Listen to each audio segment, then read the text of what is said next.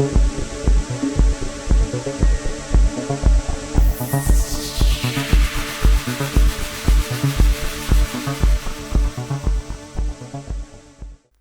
علیکم دوستو، plan be کی جاسوس سیریز میں خوش آمدید۔ معزز سامعین حضرات، آئیے سنتے ہیں عنایت اللہ تمش کی سرگزشت منزل اور مسافر قسط نمبر 46۔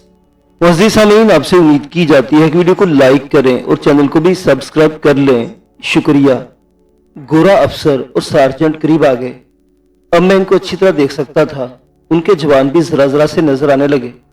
مجھے اچانک خیال آ گیا کہ ان کی نیت ٹھیک نہ ہوتی تو یہ اس شک میں ہوتے کہ یہاں جاپانی ہوں گے تو یہ اب تک فائر کھول چکے ہوتے۔ میں نے یہ فیصلہ کر لیا کہ میں فائر نہیں کروں گا، اور میں نے یہ بھی سوچ لیا کہ اپنے متعلق انہیں کیا بتاؤں گا۔ وہ جب اتنا قریب آ گئے کہ میں ان کی آنکھوں کی سفیدی بھی دیکھ سکتا تھا، میں اپنی پوزیشن سے اٹھا، مشین گن وہیں رہنے دی اور ان کے سامنے جا کھڑا ہوا۔ میں نے پیچھے مڑ کر ان آدمیوں کو بھی بلا لیا جن کے پاس رائفلیں تھی۔ وہ دوڑتے ہوئے میرے ساتھ آن کھڑے ہوئے، دو اور آدمی بھی آ گئے۔ میں نے گورے افسر اور سارجنٹ کو ماتھے پر ہاتھ رکھ کر سلام کیا اور مسکرایا۔ اس کا یہ اثر دیکھا کہ دونوں گوروں کے چہروں پر کھچاؤ سا تھا، وہ ختم ہو گیا اور افسر کے ہونٹوں پر میں نے ہلکا سا تبسم دیکھا۔ میں آگے بڑھا اور افسر کے ساتھ جو سارجنٹ تھا اس سے ہاتھ ملایا۔ افسر کیپٹن تھا۔ Speak English? کیپٹن نے پوچھا اور ہم سب کی طرف دیکھا۔ آئی اسپیک انگلش، میں نے جواب دیا۔ میں آپ کو بتا دوں کہ گورا ریجمنٹوں کے انگریز اور دوسرے فوجی اردو بالکل نہیں جانتے تھے۔ صرف وہ انگریز فوجی افسر اردو بولتے اور سمجھتے تھے جو ہندوستانی پلٹنوں یا دوسری یونٹوں میں آتے تھے۔ سول سروس کے انگریز بھی اردو بولتے تھے، ان میں تو بعض اتنی اچھی بلکہ ایسی ادبی اردو بولتے تھے جو ہندوستانی بھی نہیں بول سکتے تھے۔ انگریزوں کے متعلق میں ایک اور بات کہنا چاہتا ہوں۔ یہ صحیح ہے کہ ہم انگریزوں کے غلام تھے اور انگریز ہمارے بادشاہ بنے ہوئے تھے، لیکن ان کی جو خوبیاں تھیں انہیں خراج تحسین پیش کرنا کوئی بری بات نہیں۔ ہندوستان میں صرف اردو ہی نہیں بولی جاتی تھی، بے شمار زبانیں تھیں۔ پٹھان ریجمنٹوں میں یعنی فرنٹیئر فورس میں جو انگریز جاتے تھے وہ پشتو بولتے تھے اور سمجھتے بھی تھے۔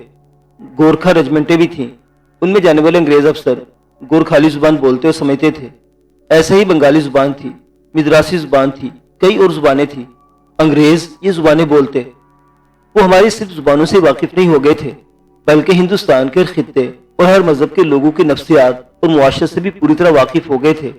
اور جو نیا انگریز افسر انگلینڈ سے آتا تھا اسے اس علاقے کی زبان اور نفسیات کے متعلق اچھی طرح ٹریننگ دی جاتی تھی۔ یہی وجہ تھی کہ انگریز آدھی دنیا پر حکومت کر رہے تھے۔ اس کے مقابلے میں اپنے حکمرانوں کو دیکھ لیں، انہیں تو یہ بھی معلوم نہیں ہوتا کہ عوام کس طرح زندگی گزار رہے ہیں اور ان کی جذباتی کیفیت کیسی ہے۔ حکمران طبقے اور عوام کے درمیان ایک وسیع و عریض خلیج حائل ہے۔ یہی وجہ ہے کہ آج پاکستان تباہی اور بربادی کے راستے پر چل پڑا ہے۔ کیا یہ سب لوگ یہی کے رہنے والے ہیں؟ کیپٹن نے پوچھا۔ ہاں سر، میں نے جواب دیا۔ تم تو برمی نہیں لگتے، کیپٹن نے کہا۔ میں ہندوستانی، میں نے کہا۔ میں برما میں برما پولیس میں تھا۔ جاپانیوں کا حملہ اتنا اچانک اور شدید تھا کہ ہم سب وہاں سے بھاگ نکلے۔ یہاں آئے تو کچھ جھوپڑے کھڑے دیکھے، لیکن کوئی انسان یہاں نہیں تھا۔ ہم یہیں رک گئے اور جنگ ختم ہونے کے انتظار میں یہیں وقت گزار رہے ہیں۔ میں پنجاب کا رہنے والا ہوں۔ برمی غدار ہیں، کیپٹن نے کہا۔ جاپانیوں نے حملہ کیا تو برمیوں نے ان کا ساتھ دیا تھا۔ یہ غدار نہیں، میں نے کہا۔ یہ سب جاپانیوں سے نفرت کرتے ہیں اور انگریزوں کو بہت اچھا سمجھتے ہیں۔ انہوں نے دیکھ لیا کہ جاپانی آئے تو انہوں نے ان کی لڑکیوں کے ساتھ کیا سلوک کیا تھا۔ ان میں سے ایسے چند آدمی ہیں جن کی نوجوان بیٹیوں کو جاپانی اپنے ساتھ لے گئے تھے۔ یہ سب کہتے ہیں کہ انگریز کا اخلاق بہت اچھا ہوتا ہے۔ میں نے یہ بات ان انگریزوں کو ہوا دینے کے لیے کی تھی۔ میں نے یہ سوچ کر ان کے اخلاق کی تعریف کی تھی کہ وہ یہاں کسی بد اخلاقی کا مظاہرہ نہ کریں۔ مجھے یہ مشکل پیش آ رہی تھی کہ یہ گورا افسر اور اس کا سارجنٹ اس طرح ٹھیٹھ لہجے میں انگریزی بولتے تھے جس طرح ہمارے دیہاتی اپنی زبان میں آپس میں بیٹھ کر بولا کرتے ہیں۔ مجھے انگریزی بولنے کی کچھ خاص پریکٹس نہیں تھی۔ ان گوروں کو بات سمجھنے میں مجھے کان کھڑے کرنے پڑتے تھے۔ میں نے آخری نے کہہ دیا کہ وہ ذرا آہستہ اور صاف بولیں۔ انہوں نے میری بات سمجھ لی اور مان بھی لی۔ یہاں قریب کہیں جاپانی ہے؟ کیپٹن نے پوچھا۔ نہیں سر، میں نے جواب دیا۔ وہ موٹر بوٹ کس کی ہے؟ کیپٹن نے پوچھا۔ اور وہاں چھپا کر کیوں رکھی ہوئی ہے؟ میں اتنا عقل مند نہ تھا، لیکن میرے دماغ نے یہ سوچ لیا تھا کہ اس گورے کپتان کو زیادہ سے زیادہ خوش کرنا چاہیے تاکہ بستی کے لوگوں کے ساتھ کوئی بدتمیزی اور بد اخلاقی کا اظہار نہ کرے۔ اس نے موٹر بوٹ کے متعلق پوچھا تو میں نے یہاں سے بات شروع کی کہ یہ موٹر بوٹ ثبوت کے طور پر اس بستی کے لوگوں نے جاپانیوں کو اپنا بدترین دشمن اور انگریزوں کو اپنا دوست اور ہمدرد سمجھتے ہیں اور اس جنگ میں انگریزوں کی ہر ممکن مدد کرنے کو تیار ہیں۔ اس کے بعد میں نے انہیں سنایا کہ کس طرح इस मोटर बोट पर जापानी आए थे जिनकी तादाद 9 थी और उन्होंने इस बस्ती के गोरों, लोगों और इनकी लड़कियों के साथ किस तरह की तफरीह की और फिर मैंने इन जापानियों को किस तरह खत्म किया। मैं अगर इस वाक्य में जो इस कैप्टन को सुनाया था मुबालगा आराई करना चाहता तो कर सकता था, लेकिन मैंने जो हुआ वही सुनाया और उसका असर गोरे कैप्टन और सार्जेंट पर ऐसा हुआ कि दोनों के चेहरे में चमक आ गई और मुझे दिल खोलकर दाद दी। अगर मैंने बता देता कि मैंने एक अंग्रेज पायलट को इन लोगों के हाथों मरवा दिया था तो ये गोरा कैप्टन मुझे वहीं गोली मार देता। अलबत्ता ने यह बताया कि मैंने एक असदा को मारकर इसके मुंह से एक लड़की को आजाद करा लिया था और फिर एक शेर भी मारा था। तुम वाकई बहादुर आदमी हो, सार्जेंट ने कहा। मैं फौजी जिंदगी के मुकाबले में अपनी इस जिंदगी को पसंद करूंगा तुम लोग यहाँ गुजार रहे हो। ये जिंदगी सादा भी है और इसमें एडवेंचर भी है। अंग्रेज कैप्टन और सार्जेंट को जब तसल्ली हो गई कि ये जगह, ये बस्ती और ये लोग इनके लिए खतरनाक नहीं, तो इसने अपने सिपाहियों को जो अभी तक दाएं बाएं पोजीशन लिए हुए थे अपने पास बुला लिया। मैं समझता था कि ये इलाका जंग से महफूज है, लेकिन जब कभी जापानियों की सूरत में, कभी गोरों की सूरत में और कभी जलते हुए लड़ाका हवाई जहाज में से उतरते हुए अंग्रेज पायलट की सूरत में हम तक पहुंच रही थी, जैसे आग कहीं दूर लगी हुई हो और इसके शरारे ऊपर को जाकर हर तरफ गिर रहे हों। जंग अजीब यूरोप में, शुमाली अफ्रीका में और बर्मा में लड़ी जा रही थी, लेकिन दूर दराज के ममालिक भी जंग के असरात से महफूज नहीं थे। मैं जिस इलाके में था वहां तो किसी भी वक्त जंग पहुंच सकती थी। मैंने तो ये इन गोरों से पूछना था कि जंग यहाँ से कितनी दूर लड़ी जा रही है। सर, मैंने कैप्टन से कहा, आप मेरे साथ हैं। मैं आपको जापानियों का असला और एमुनेशन तोहफे के तौर पर पेश करना चाहता हूँ। ये जो दूरबीन आप मेरे पास देख रहे हैं, ये भी एक जापानी की लाश से ली थी। ऐसी एक और दूरबीन मेरे झोपड़े में पड़ी है। मैंने सबसे पहले इसे मशीन गन दिखाई जिसके साथ गोलियों का पट्टा लगा हुआ था। इस गन के पीछे लेटकर आपके सामने फील्ड ऑफ फायर देखें। मैंने कैप्टन से कहा, जब मुझे इत्तला मिली थी कि कुछ फौजी मोटरबोट से उतर रहे हैं तो मैंने इस ख्याल से ये मशीन गन इस पोजीशन पर लगा दी थी कि जापानी हुए तो इन पर 2-3 बर्स्ट फायर करके इन्हें खत्म कर दूंगा। मैं आप पर भी फायर कर सकता था, आपका कोई एक आदमी भी जिंदा न रहता, लेकिन मैंने दूरबीन से देख लिया कि ये तो अपने दोस्त हैं। ये देखिए, 4 आदमी इनके पास राइफलें हैं। उन्होंने बड़ी अच्छी जगहों पर खड़ा कर दिया था, इनके फायर से आप बच नहीं सकते थे। अंग्रेज कैप्टन ने सर हिलाकर और मुस्कुराकर मेरा शुक्रिया अदा किया। मैं इसे अपने झोपड़े में ले गया।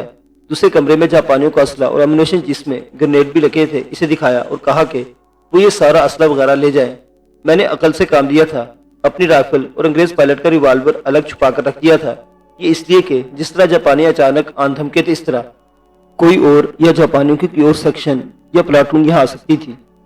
मैं ये सारे हथियार और एमुनेशन आपकी मोटर बोट में रखवा देता हूँ, मैंने कहा। बस्ती के आदमी वहां तक पहुंचा देंगे। कैप्टन ने सार्जेंट के साथ बड़ी धीमी आवाज में कोई बात की जो मैं सुन न सका। सार्जेंट ने सर हिलाया। ये सारे हथियार, ग्रेनेड और एमुनेशन तुम अपने पास रखो, कैप्टन ने कहा। अपने तमाम आदमियों को इस असला का इस्तेमाल सिखा दो। न जाने किस वक्त तुम्हें इसकी जरूरत आ पड़े। मैं सारी बस्ती को देखना चाहूंगा, ये मेरी ड्यूटी है। वो बाहर को चल पड़ा। मैं उसके पीछे पीछे गया। दरवाजे में वांग खड़ा था। मैंने तेजी से बोलते हुए वांग से कहा कि वो किसी तरफ से दौड़कर बस्ती में पहुंचे और लोगों से कहे कि वो जब इन गोरों को देखे तो तालियां बजाकर खुशी का इजहार करें। मैंने वांग से यह भी कहा कि वो जापानियों की छोड़ी हुई शराब अगर बची हुई हो और यहाँ की बनी हुई शराब तैयार रखे और 15 साफ सुथरे गिलास भी इकट्ठे कर ले। मैंने वैसे ही कैप्टन को कोई बात सुनानी शुरू कर दी, जिससे मेरा मकसद ये था कि ये कुछ देर और यहीं खड़ा रहे और वांग सारी बस्ती के लोगों तक मेरा पैगाम पहुंचा दे। कुछ देर गुजर जाने के बाद मैं कैप्टन के साथ चल पड़ा। हम पहली गली में दाखिल हुए तो औरतें और बच्चे और आदमी गली में दोनों तरफ खड़े थे। उन्होंने बड़े जोर से तालियां बजाई और मुस्कुराए भी। कैप्टन ने हाथ हिला हिलाकर इनका शुक्रिया अदा किया। बाद झोपड़ों के सामने से गुजरते हुए कैप्टन किसी झोपड़े के दरवाजे के अंदर झांक लेता था। इस तरह इसने अपने तमाम आदमियों के साथ सारी बस्ती देख ली और मैं इसे इस चबूतरे तक ले गया जिस पर जापानियों ने अपना वायरलेस का सामान सेट किया था। मैंने कैप्टन को बताया कि जापानियों यहाँ किस तरह वायरलेस सेट रखे और एरियल का तार कहां से कहां तक बांधा था। मैंने इसे भी बता दिया कि मैंने तमाम वायरलेस सेट दरिया में फेंक दिए थे। तुम खुशकिस्मत हो, कैप्टन ने कहा। बाल बाल बच गए, वरना अब तक तुम सब यहाँ की लाशें पड़ी होती। मैं भी फौजी ही था, लेकिन वो अफसर था इसलिए मुझसे ज्यादा बातें जानता था और समझता था। इसने बताया कि जापानियों ने यहाँ वायरलेस स्टेशन कायम किया था जिसे फौजी जुबान में लिस्टिंग पोस्ट कहते हैं। इस पोस्ट ने हर तरफ से दूर दूर से पैगाम वसूल भी करने थे और भेजने भी थे। कैप्टन ने मुझे कहा कि तुमने इस पोस्ट के पूरे पूरे 9 आदमी मार डाले। इस पोस्ट के हेडक्वार्टर ने, डिवीजन हेडक्वार्टर ने उस पोस्ट से राब्ता करना था और जब वो देखते कि पोस्ट के साथ राब्ता नहीं हो रहा तो फौरन दूसरे आदमी भेजे जाते जो देखते कि इस पोस्ट को क्या हो गया है। यहाँ आकर वो देखते कि पूरी की पूरी टीम गायब है तो इस बस्ती के एक बच्चे को भी जिंदा ना छोड़ते और जवान लड़कियों को अपने साथ ले जाते। फिर जापानियों ने ऐसा क्यों ना किया। گورے کیپٹن نے مجھ سے پوچھا کہ یہ کتنے دن پہلے کا واقعہ ہے کہ جاپانی یہاں آئے تھے۔ میں نے یاد کر کے اسے بتایا۔ اس نے بتایا کہ انہی دنوں انگریزوں اور امریکنوں کی فوج نے جاپانیوں پر جوابی حملہ کیا تھا جو بڑا ہی زبردست، اچانک اور شدید تھا۔ اوپر سے لڑاکا بمبار طیارے نے بمباری اور گن فائرنگ بھی کی۔ جاپانی اس زمینی اور فضائی حملے کو برداشت نہ کر سکے اور تباہ بھی ہوئے اور پسپا بھی ہوئے۔ ان کا سگنل ہیڈ کوارٹر تو پوری طرح تباہ کر دیا گیا تھا۔ یہ تھی وجہ جو اس نے پوسٹ کے 9 جاپانیوں کو مار ڈالا۔ انہیں پوچھنے بھی کوئی نہ آیا۔ اگر کوئی آ جاتا تو ہمارا بیڑا غرق ہو جاتا۔ میں نے کیپٹن سے پوچھا کہ جنگ یہاں سے کتنی دور ہے۔ اس نے بتایا کہ مورچے تو یہاں سے کم و بیش 50 میل دور ہیں، لیکن اصل گھمسان کی جنگ 100 میل دور ہے۔ اس نے یہ بھی بتایا کہ جاپانیوں کو دریا کے پار دھکیل دیا گیا ہے۔ اس نے مجھ سے تسلی دی کہ اس طرف جنگ آنے کا کوئی خطرہ نہیں رہا۔ میں آپ سے فوجی راز نہیں لے رہا، میں نے کیپٹن سے پوچھا۔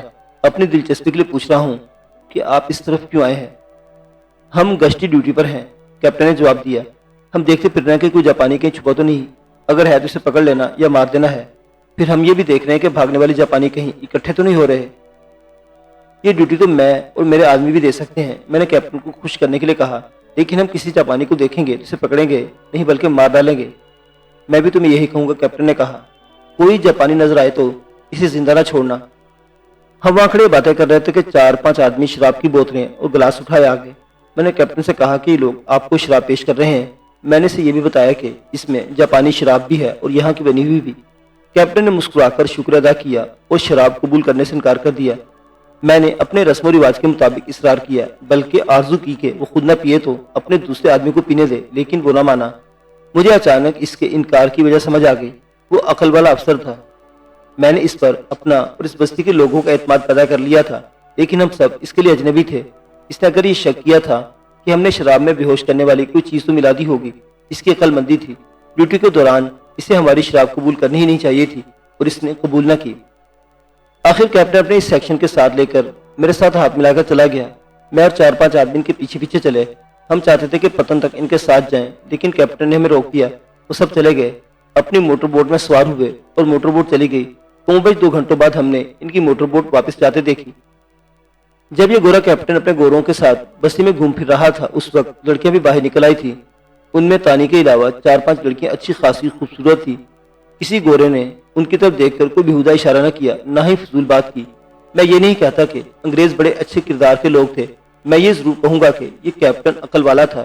اس نے یقیناً سوچا ہوگا کہ ان لوگوں کو ناراض نہ کیا جائے، کیونکہ جاپانیوں کے واپس آ جانے کی صورت میں ہم لوگ جاپانیوں سے مل کر انگریزوں کو نقصان پہنچا سکتے تھے۔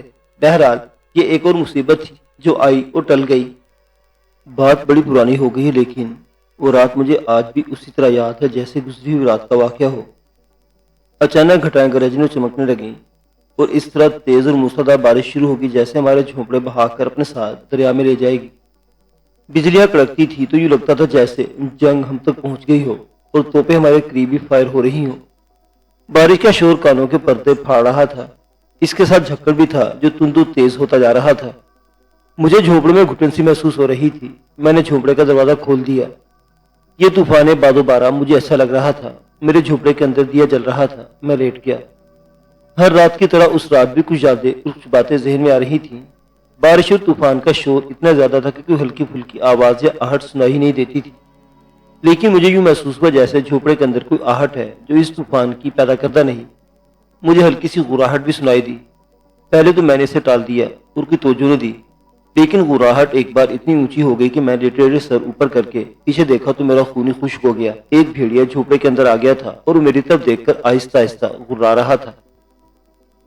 میں نے کوئی حرکت نہ کی۔ اگر میں ڈر کر اٹھ بیٹھتا تو یہ بھیڑیا مجھ پر حملہ کر دیتا۔ یہ بھی ممکن تھا کہ وہ ڈر کر بھاگ جاتا، لیکن درندے کا کوئی بھروسہ نہیں ہوتا۔ میرے پاس یعنی میرے قریب کوئی ہتھیار نہیں تھا۔ ریوالور اور جاپانیوں کی رائفل وغیرہ ساتھ والے کمرے میں تھی۔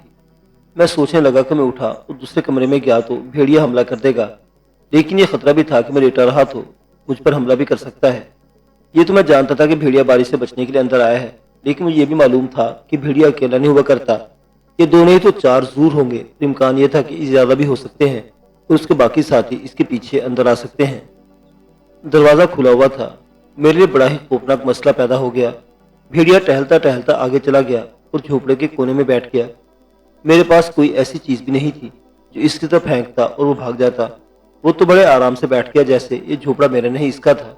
اس کے ساتھ یہ مصیبت آئی کہ طوفان کا ایک زوردار جھونکا آیا کہ جھوپڑے کا دروازہ ٹھا کر کے بند ہو گیا۔ بھیڑیا ذرا سا بھدکا اور بیٹھا رہا۔ ایسا تو ہو نہیں سکتا کہ میں بھیڑیے سے کہتا کہ لو بھائی تم بھی رات ہی گزار لو، لیکن ذرا شریفوں کی طرح میں سو جاؤ تو تم بھیڑیے پن پر نہ اتر آنا۔ وہ درندہ میری خواہشات کا پابند تو نہ تھا، نہ وہ میری زبان سمجھ سکتا تھا۔ میں دروازے کے قریب تھا اور بھیڑیا سامنے والے کونے میں بیٹھ گیا۔ مجھے یہی ایک صورت نظر ہے کہ میں اٹھ کر دروازہ کھولوں اور باہر نکل جاؤں، لیکن ضروری نہیں تھا کہ بھیڑیا بھی باہر نکل جاتا۔ اس میں خطرہ یہ بھی تھا کہ میں اٹھتا تو بھیڑیا مجھ پر آ پڑے گا۔ میں نے پھر دائیں بائیں دیکھا، لیکن کوئی ایک بھی ایسی چیز میرے قریب نہیں تھی جس پر پھینکتا، مگر اب یہ خطرہ پیدا ہو گیا تھا کہ دروازہ بند تھا اور اگر میں اسے چھیڑتا تو وہ اپنے آپ کو قید میں سمجھ کر مجھ پر بڑا ہی زوردار حملہ کرتا۔ میں نے اسے دیکھا، اس نے اپنا منہ آگے کر کے نیچے رکھ دیا تھا جیسے وہ سونا چاہتا ہو۔ میں نے سوچا کہ خطرہ تو مول لینا ہی پڑے گا۔ جو ہی اس نے منہ نیچے رکھا، میں نے بڑی تیز سے چادر اوپر سے ہٹائی اور بہت تیز سے اٹھا اور ڈائیو کرنے کے انداز میں دروازے کی طرف بڑھ گیا۔ دروازہ میری ٹکر سے کھل گیا اور میں باہر جا پڑا۔ بارش ایسی طوفانی کے باہر کھڑا نہیں ہوا جاتا تھا۔ سنبھل کر اندر دیکھا، بھیڑیا کان کھڑے کر کے غالباً سوچ رہا تھا کہ یہ کیا ہوا ہے۔ وہ باہر آنے کے موڈ میں نہیں تھا۔ میں نے باہر سے پتھر اٹھایا اور بڑی زور سے اسے مارا۔ پتھر اسے لگا اور وہ کتے کی طرح چیخا اور اٹھ کھڑا ہوا۔ میں نے ایک اور پتھر مارا، تب وہ دوڑا اور دروازے سے بہت تیزی کے ساتھ نکل کر سیدھا میری طرف آیا۔ مجھے اس کے راستے سے ہٹنے کی مہلت ہی نہ ملی۔ وہ ڈر کر اور پتھر کھا کر بھاگا تھا۔ اس کی رفتار اتنی تیز تھی کہ میری ٹانگوں سے ٹکرایا تو میری دونوں ٹانگیں میرے نیچے سے نکل گئیں اور میں پیٹ کے بل گرا اور ٹانگیں اوپر ہو گئی۔ بھیڑیا اس تصادم سے اور زیادہ ڈرا اور اس کی رفتار اور زیادہ تیز ہو گئی۔ میں اس سے زیادہ تیز سے اٹھا، اندر کو بھاگا، دروازہ بند کر کے اندر سے اس طرح جکڑ دیا کہ کھل نہ سکے۔ ایک تو میں بارش میں بھیگ گیا تھا اور میرے کپڑوں سے پانی ٹپک رہا تھا، اس کے ساتھ ہی کیچڑ کیچڑ سے لت پت ہو گیا تھا۔ بھیڑیا تماشا کر گیا تھا۔ میں نے اللہ کا شکر ادا کیا کہ بال بال بچ گیا۔ میں نے کپڑے اتار پھینکے اور ایک چادر لپیٹ لی اور دیا بجھا کر سو گیا۔ صبح اٹھ کر باہر دیکھا تو ہر طرف پانی ہی پانی نظر آتا تھا۔ یہ بستی آباد کرنے والے کوئی عقل والے لوگ تھے۔ جہاں جھوپڑے کھڑے کیے گئے تھے، اس زمین ایک طرف سے اونچی اور دوسری طرف سے نیچی تھی۔ وہاں پانی نہیں رک سکتا تھا۔ آگے جہاں زمین ہموار تھی وہاں جھیل بنی ہوئی تھی۔ دریا کی طرف دیکھا تو پتن نظر نہیں آ رہا تھا۔ اوپر کے علاقوں میں بارش ایسی برسی ہوگی جس نے دریا کو سیلابی کر دیا تھا۔ سیلاب بھی ایسا کہ دریا کے کنارے ڈوب گئے تھے۔ میرے جھونکڑے علاقے تقریباً 1 گز چوڑا برآمدہ سا بنا ہوا تھا۔ وہاں بہت سی چڑیاں اور چھوٹے چھوٹے پرندے مرے پڑے تھے۔ اگلے روز وانگ اور 5-6 آدمی میری اور میرے جھونپڑے کی خیریت معلوم کرنے آئے۔ وانگ تو میرا خلیفہ بن گیا تھا۔ ان لوگوں نے بتایا کہ چند ایک جھونپڑوں کی چھتیں اڑ گئی ہیں۔ باتوں باتوں میں وانگ نے کہا کہ اب وہ مجھے کسی دن اس قصبے میں لے جائے گا جہاں یہ لوگ اپنی ضرورت کی اشیاء لایا کرتے ہیں۔ ہم قصبے کو ہی جا رہے تھے کہ راستے میں فضلدار مل گیا، اسے اٹھا کر ہم واپس آ گئے تھے۔ اس وقت بھی وانگ اس کے ساتھ میں یہ کہہ کر قصبے کی سیر کے لیے تیار کر رہے تھے کہ میں ایک جگہ رہ کر اکتا گیا ہوں، اس لیے بار بار کہتا ہوں کہ یہاں سے چلا جاؤں۔ اس کا علاج انہوں نے یہ سوچا کہ مجھے قصبے میں لے جائیں تاکہ میرے ذہن سے گھٹن نکل جائے۔ اب وہ پھر یہی کہہ رہے تھے۔ میں خود محسوس کر رہا تھا کہ مجھے یہاں سے کچھ دیر کے لیے نکلنا چاہیے۔ 3-4 دنوں بعد الگ صبح ہم 3-4 آدمی قصبے کو روانہ ہوئے، لیکن اب ہم پیدل نہیں جا رہے تھے۔ ہم 4 آدمی تھے اور 4 خچریں تھیں جن پر ہم سوار تھے۔ بستی میں 5 خچر اور 2 گدھے تھے۔ قصبے تک کا راستہ سیدھا ہوتا تو 15-16 میل تھا، لیکن راستے میں بڑا ہی گھنا جنگل تھا۔ دلدل والی چھوٹی چھوٹی جھیلیں تھیں، اونچی نیچی ٹیکریاں اور چٹانیں تھیں اور کوئی باقاعدہ راستہ نہیں تھا۔ وہاں کوئی آبادی ہی نہیں تھی تو راستہ کون بناتا؟ 16-17 میل کا فاصلہ، 100 کوس کا فاصلہ لگتا تھا۔ وہاں جنگل کا ایک حصہ دشوار گزار تھا اور درندوں کی وجہ سے خطرناک بھی۔ سب سے بڑا خطرہ اس سانپ کا تھا جو درختوں پر رہتا ہے اور کوئی نیچے سے گزرے تو اسے پیشانی پر کاٹ لیتا ہے۔ پھر زمینی سانپ تھے اور جہاں جھیلیں تھی وہاں اژدہا اور مگرمچھ بھی تھے۔ زیادہ خطرہ درخت والے سانپ کا تھا۔ ہماری بستی کے جو لوگ قصبے کو آتے جاتے تھے انہیں سفر کے لیے قدرے محفوظ علاقہ دیکھ رکھا تھا اور وہ اس میں سے گزرتے تھے، لیکن وہ محفوظ بھی نہیں تھا۔ میں رائفل تو ساتھ نہیں لے جا سکتا تھا کیونکہ وہ فوجی رائفل تو قصبے میں پکڑی جا سکتی تھی۔ وانگ وغیرہ نے مجھے بتایا تھا کہ قصبے میں فوجی دفتر بھی ہے اور فوجی ادھر ادھر گھومتے پھرتے ہیں۔ ان قصبوں اور بڑی آبادی میں جو محاذ کے بالکل قریب ہوتی ہیں، انٹیلیجنس کے آدمی وہاں موجود ہوتے ہیں اور ملٹری پولیس کی نفری بھی۔ وہ ہر کسی کو شک کی نگاہ سے دیکھتے ہیں۔ سنگاپور، ملایا، برما وغیرہ جاپانیوں کے ہاتھوں سے گوا کر انگریزوں کو پتہ چلا تھا کہ جاپانیوں کا جاسوسی کا نظام ان ملکوں کی انتہائی نازک اور اہم رگوں تک پہنچا ہوا ہے۔ ہندوستان میں بھی جاپان کے جاسوس ہندوستانیوں کی صورت میں موجود تھے۔ انگریز اس معاملے میں بہت زیادہ حساس ہو گئے تھے۔ مجھ پر یہ شک نہیں ہو سکتا تھا کہ میں بھگوڑا فوجی ہوں۔ میری داڑھی خاصی لمبی ہو چکی تھی اور میں نے سمیولہ کا لمبا چوغا پہن رکھا تھا۔ سر پر مولی مولی پگڑی تھی اور میں نے کندھے پر رومال ڈال رکھا تھا۔ یہ سارا حلیہ کسی مولانا یا کسی پیر و مرشد کا تھا۔ کسی کو پتہ نہیں چل سکتا تھا کہ میں نے نیفے میں انگریز پائلٹ کا ریوالور ارس رکھا ہے، جس میں 6 گولیاں ہیں اور 18 گولیاں بیلٹ میں لگی ہوئی ہیں، اور یہ بیلٹ میری کمر سے بندھی ہوئی ہے۔ ہم جنگل میں چلے جا رہے تھے۔ ہم اس جگہ سے گزرے جہاں میں نے ایک چھوٹا مگرمچھ مارا تھا، پھر اس جگہ سے بھی آگے نکل گئے جہاں فضلدار ملا تھا۔ ایک آدمی خچر پر سوار آگے جا رہا تھا۔ وہ نیچے کم اور درختوں کو زیادہ دیکھتا جاتا تھا۔ جس درخت کا ٹہن نیچے کو آیا ہوا ہوتا ہے اسے وہ زیادہ غور سے دیکھتا تھا۔ ایسے ہی ٹہنوں پر وہ سانپ ہوتے تھے جو اوپر سے جھک کر نیچے سے گزرنے والے کے ماتھے پر ڈس لیتے تھے۔ یہ آدمی اسی لیے آگے تھا کہ اسے ان سانپوں کو درختوں کے پتوں میں پہچان لینے کا تجربہ تھا۔ آسمان پر ساون کے بادل منڈلا رہے تھے، ایک طرف سے گھٹا اٹھ رہی تھی۔ ہم گوروں کی باتیں کرتے جا رہے تھے۔ میں بار بار کہتا تھا کہ ان انگریزوں کی غلامی سے آزاد ہونا ہے، لیکن میں نے دیکھا کہ ان لوگوں کو آزادی یا غلامی سے کوئی دلچسپی نہیں تھی۔ اس جنگل میں شیر کی موجودگی یقینی تھی۔ یہ تو میں بتا چکا ہوں کہ بھیڑیے عام تھے۔ پہلے کبھی میں نے یہ بھی بتایا تھا کہ جو علاقے جنگ کی زد میں آ گئے تھے، ان علاقوں کے جنگلوں میں سے درندے بھاگ کر اس طرف آ گئے تھے۔ میرے ساتھی مجھے بتاتے تھے کہ ہم چونکہ زیادہ آدمی اس لیے کوئی درندہ ہم پر حملہ نہیں کرے گا، درندے اکیلے اکیلے آدمی پر حملہ کرتے ہیں۔ معزز سامعین حضرات، عنایت اللہ التمش کی یہ داستان ابھی جاری ہے۔ بقیہ واقعات اگلی قسط میں۔ دیکھتے رہیے پلان بی کی جاسوس سیریز۔ اللہ حافظ۔